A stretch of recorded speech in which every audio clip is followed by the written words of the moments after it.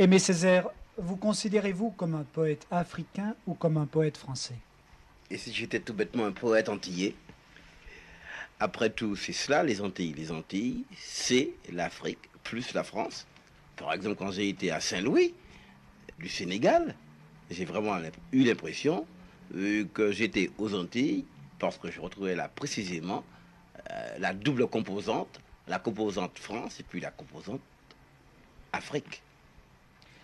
Durant les années qui précédèrent la dernière guerre avec Senghor notamment, vous avez lancé le mouvement de la négritude. Que faut-il entendre par négritude? Oui, oui, je sais que le mot n'est pas très bon, mais on n'a pas trouvé d'autre. En tout cas, il dit bien ce qu'il veut dire. C'est un mouvement littéraire qui s'est donné pour but d'exprimer les problèmes de l'homme noir sur la base d'une prise de conscience par celui-ci de sa propre et de sa véritable condition. Fanon, lui, doutait que l'évocation de contrées lointaines, nègres, puisse améliorer ici le sort des enfants, des ouvriers. De contrées lointaines, non, elles ne sont pas si lointaines. Euh, il s'agit, il s'agit de renouer avec les traditions, de les actualiser. Il s'agit de resituer l'homme noir dans l'histoire. Et dès que l'on définit ainsi la négritude, on s'aperçoit que cela peut peser sur la réalité. Après tout, euh, c'est l'histoire qui fait la conscience. Mais dialectiquement, la conscience pèse aussi sur l'histoire. Et la négritude, dans la mesure où elle pèse sur la conscience et essaye de forger à l'homme noir une condition nouvelle, a une influence très certaine sur l'histoire de tous les jours, sur l'histoire moderne de l'homme noir. Mais est-ce que l'évocation de l'Afrique signifie le rejet de l'Occident? Certainement pas. Si j'avais à définir la négritude, à l'analyser plus exactement, je dirais que la négritude, c'est bien sûr un effort pour essayer de, de défendre et d'illustrer le génie africain, mais aussi une composante à laquelle on ne fait pas suffisamment attention, c'est que ce mouvement de la négritude a pris contact, a pris naissance au contact de l'humanisme européen. On peut dire que l'humanisme européen est un des éléments de la négritude. Mais vous-même, vous sentez-vous plus proche d'un poète nigérien, par exemple, que d'un poète français comme Breton? Oui, c'est une question un petit peu délicate, mais je répondrai très facilement en disant ceci. Après tout, je collabore à une revue qui s'appelle, et je milite au sein d'une revue et qui s'appelle Présence africaine, et je n'écris pas dans les lettres françaises. Par conséquent, ça signifie que je me sens véritablement à ma place dans ce milieu d'intellectuels noirs qui appartiennent à la revue Présence africaine. Par conséquent, bien sûr, tous les hommes sont près de tous les hommes, mais enfin, je me sens parfaitement à ma place dans la revue Présence africaine où il y a côte à côte, collaborant ensemble, des hommes qui sont des Antillais, des hommes qui sont des Sénégalais, et qui sont des Guinéens et même des hommes appartenant à l'Afrique anglophone. Ne pensez-vous pas que par rapport aux générations montantes des écrivains noirs, vous-même et Senghor ne paraissiez trop occidentalisés?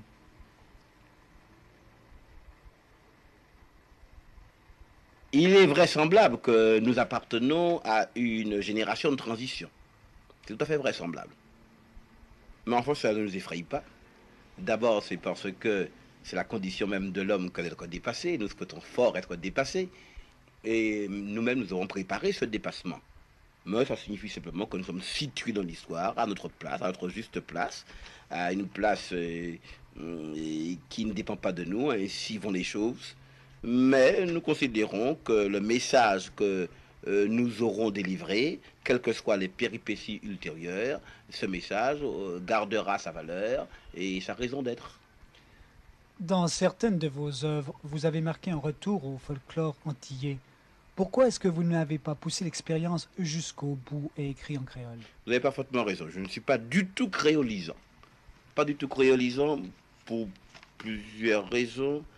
Et c'est que peut-être j'ai très fort le sentiment de l'infirmité de cette langue qui s'appelle le créole, qui me paraît vraiment une petite langue régionale, d'une portée extrêmement limitée, non pas du tout que je la méprise, mais enfin pour en faire un instrument valable, il aurait fallu faire sur cette langue un effort aussi prodigieux que celui que les gens de la Pléiade ou les hommes du XVIe siècle ont fait sur le français, et pour en faire un instrument valable et utilisable. Est-ce que vraiment en 1962 cela en vaut la peine? Je n'en suis pas sûr.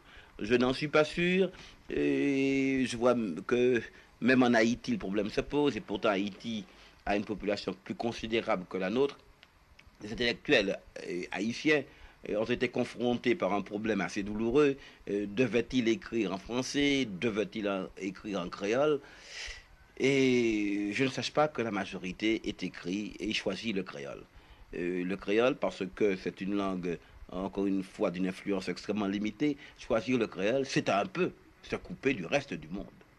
Monsieur le Président, où avez-vous personnellement puisé les sources d'inspiration de votre poésie? Y a-t-il chez vous une inspiration purement africaine?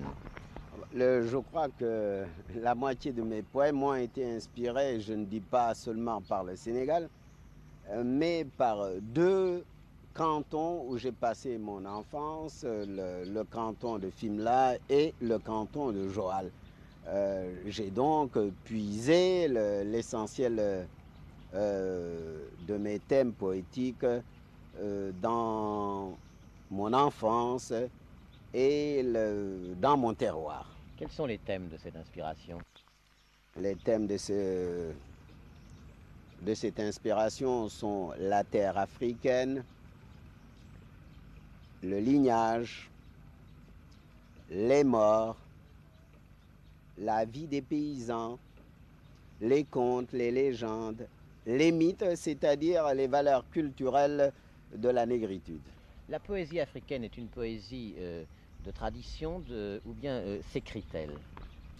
La poésie négro-africaine traditionnelle est essentiellement une poésie orale, bien qu'il y ait au Sénégal des textes écrits, singulièrement chez les Peuls et chez les Wolofs islamisés. Mais il faut distinguer dans la poésie orale la poésie populaire, les poèmes que les non-professionnels peuvent composer et chanter, par exemple les poèmes de lutte, les poèmes de travail, les contes, etc. Et il y a une poésie savante, la poésie des cours, les éloges, les épopées, etc., etc. Peut-on parler de prosodie dans la littérature négro-africaine? Ah oui, il y a une prosodie et une métrique, c'est-à-dire, vous savez que c'est le rythme qui essentiellement distingue la poésie de la prose. Le rythme est marqué par l'apparition à un intervalle régulier d'une syllabe accentuée.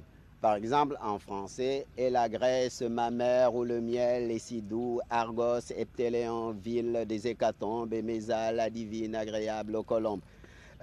Chez nous, c'est la même chose. Vous avez par exemple ce poème qui est un tétramètre, c'est-à-dire il y a 4 syllabes accentuées. Et entre 2 syllabes accentuées, il ne peut y avoir que 3 syllabes. Par exemple, Yagana, Yagana, Yagana, Degele, Yagana, Daoren, Sogenyo, Degele, Webisimla, Yamandor, Andidor, Degele, Laulachat, Laulachel, Laulabet, Degele, etc. Mais entre ces 2 syllabes accentuées, il peut y avoir un silence, c'est-à-dire que donc, dans un mètre, vous pouvez avoir 3 syllabes, 2 syllabes, 1 syllabe ou le silence. C'est le tam-tam qui marque le rythme de base. Alors ce rythme de base est despotique et constant, de telle sorte que le poète, solidement appuyé sur ce rythme de base, peut se livrer à toutes les fantaisies et il n'y a pas de risque qu'il y ait un vers faux. Car le rythme est tellement despotique que vous êtes enfermé dans le rythme. Mais le rythme, au lieu d'être un esclavage, est au contraire une liberté et une libération. Voilà essentiellement les principes sur lesquels repose la prosodie et la métrique négro-africaine, ou du moins sénégalaise. Senghor est chef d'État, vous-même êtes député-maire. Ce goût de l'engagement politique, est-ce qu'il se retrouve chez les jeunes écrivains? Je le crois. Et ce goût de l'engagement subsistera tant que subsistera la condition coloniale. Avez-vous remarqué que ce n'est pas du tout propre ou au Sénégal ou à la Martinique? Dans tous les pays coloniaux, l'intellectuel a cru devoir et s'est senti obligé de prendre parti. Et l'intellectuel est un homme politique. C'est une des caractéristiques des pays coloniaux et des pays sous-développés. Sartre a dit « Ce n'est pas par hasard que les chantres les plus ardents de la négritude sont en même temps des marxistes-léninistes. » Il pensait à vous, à Jacques Roumain, à Nicolas Guillen. Est-ce que vous pouvez peut-être expliquer cette pensée, cette parole de Sartre? Je ne pose pas le problème exactement dans les mêmes termes, mais je trouve effectivement que je suis marxiste de formation. Je n'appartiens pas à une école stricto sensu, mais enfin, ça a été ma formation. Certainement, je suis marxiste, mais je crois que l'essentiel, c'est pas tellement d'être marxiste, que d'être lié à son peuple et d'être soudé à son peuple. Par-delà les étiquettes d'école, je crois c'est cela la condition essentielle d'une créativité quelconque. Ici au Sénégal, nous sommes partis de la négritude et puis nous sommes tombés dans une impasse. Le socialisme nous a tirés de cette impasse, mais nous sommes tombés dans une autre impasse qui peut être exprimée par la lutte des classes et l'athéisme, et le père Théard de Chardin nous a tirés de cette impasse en nous montrant que la lutte des classes n'était qu'un aspect particulier de la confrontation entre groupes technico-professionnels. Et le père Théard de Chardin nous a montré également que l'athéisme n'était qu'une postulation d'origine chrétienne contre les déviations des chrétientés historiques. Et le père Théard de Chardin a, si vous voulez, réhabilité la raison, n'est-ce pas, à nos yeux, la raison discursive européenne, en nous montrant que la véritable raison est une symbiose de la raison discursive, de la raison œil et de la raison intuitive de la raison étreinte négro-africaine. Et c'est ainsi que le père Théard de Chardin nous a permis de dépasser la contradiction de la négritude pour aboutir à la symbiose et à la civilisation de l'universel. Civilisation de l'universel où la raison étreinte, où les valeurs culturelles négro-africaines seront une contribution positive, n'est-ce pas, à l'élaboration de cette civilisation. Mais c'est une forme d'existentialisme, au sens philosophique du mot, bien entendu. Oui, oui, c'est une sorte d'existentialisme, mais non pas d'existentialisme automatique, mais d'existentialisme dirigé. Sous quelle forme? Sous forme de la conscience? Sous forme de la conscience, de la complémentarité des races et des civilisations, et de la conscience de la convergence humaine vers le point oméga qui est l'amour. Et vous savez, pour le père Théard de Chardin, le but de nos recherches, le but de l'activité humaine, c'est l'unité humaine dans l'amour. Et c'est ainsi que le père Théard de Chardin rejoint un des grands principes d'unification, de vitalisation, d'hominisation de la négritude, qui est le dialogue, l'union, l'amour-union. Dans votre discours sur le colonialisme, vous avez dénoncé le racisme blanc. Ne croyez-vous pas qu'un autre racisme est en train de naître aujourd'hui, un racisme noir? Oui, on l'a beaucoup dit, mais vraiment je n'y crois pas. Je n'y crois pas parce que, voyez-vous, parfois on a dit dans les meilleures intentions du monde, par exemple Sartre a défini la négritude, un racisme antiraciste. Et même ainsi défini, je n'accepte pas. Je ne suis pas raciste, Senghor n'est pas raciste, Alioune Diop n'est pas raciste. Nous voulons l'épanouissement de l'homme noir, mais n'oubliez pas que une des traditions les plus africaines et les plus authentiquement africaines, c'est précisément l'humanisme. Autrement dit, être raciste, c'est être infidèle à la négritude. Ce dialogue de l'amour-union, la négritude dont vous parlez, vient-il de loin? A-t-il des sources dans le christianisme à la mode européenne?